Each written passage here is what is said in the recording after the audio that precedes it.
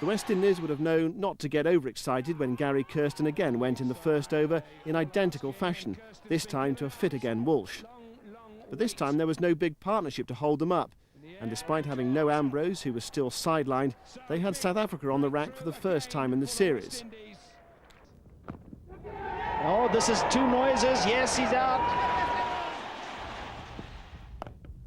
This has gone straight up in the air, and he's got a man underneath it, and he's gone. Caught at mid-on, and Jonty Rhodes will be furious with himself.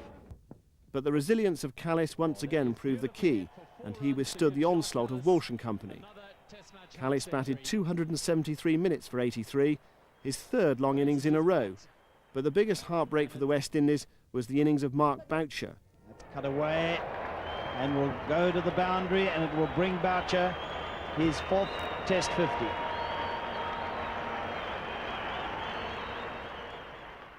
Coming in at 123 for 6, he was eventually ninth out for an even 100, his first in Tests, and the scoreboard was showing more than 300. He hit 16 fours all round the ground and set up South Africa for another strong assault on the West Indies top order. Ganga's promotion and Wallace's retention both looked poor decisions when Pollock and Donald had Lara at the crease in the third over. Still, those failures were quickly overshadowed by a Lara blitz on Alan Donald, which had the big crowd captivated. Well, Lara's gone after him now. This is a tremendous confrontation here. This is what the crowd has come in to see, a great fast bowler against a great batsman. Lara's gone for that again, and it has gone for 4.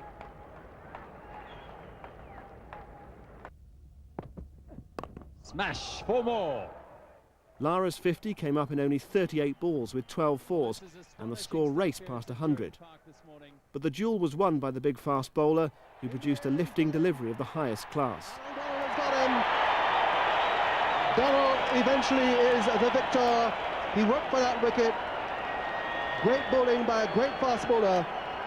And South Africa have made the breakthrough with the West Indies 102 for 3 and Brian Lara gone for 68. This breakthrough seemed to inspire South Africa and demoralise the visitors. Lance Klusener took his first wickets of the series after his long injury layoff with typically aggressive deliveries, and the rest subsided. Donald completed his 17th 5-wicket haul as he ran through the tail, although he aggravated his hamstring injury in doing so. King has lost just 2 deliveries, and the West Indian slide continues. If a whitewash had not been at the forefront of the West Indies' minds before the game, it surely was now at 144 all out. To make matters worse, Courtney Walsh, who had taken 6 wickets in the first innings, broke down in his 8th over. Without Walsh, the West Indies fell apart, and there were centuries for both Gary Kirsten, 134, and Rhodes, 103 not out. Kirsten was typically resolute in his approach and joined Hansie Cronje as the only South Africans to score Test hundreds against 5 different opponents. 4 runs, he raises his bat to the dressing room, a broad grin on his face. Rhodes's knock was a complete contrast, including 6 sixes in his 95-ball innings. And it's 6 more. This is just as special. There he's gone for another one, and it's sailing again. 2 men there. His century came up with a pull-off hooper, and Cronje called his men in with a lead of 568 just before the close on the 3rd day. Jonty Rhodes does it in the most magnificent way you could ever imagine.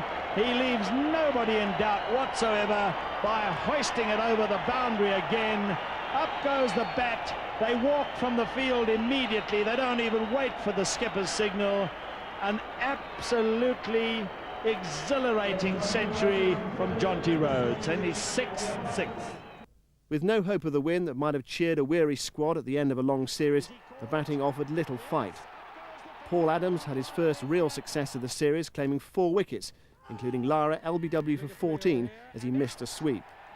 Jacobs and McLean performed their familiar tail-end cameos, which bolstered the total, but the final ignominy was the sight of Darryl Cullinan picking up his first Test wicket as Dillon tried a reverse sweep.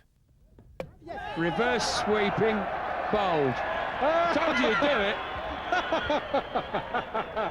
Well, that was the best bit of cricket I've seen today, that. The final margin was 351 runs, and for the first time in their history, the West Indies had lost a series 5-0. With Australia looming large, the captaincy of Lara and the future of West Indies cricket in general was hanging precariously in the balance. 5-0 is a very big effort and a great one as far as South Africa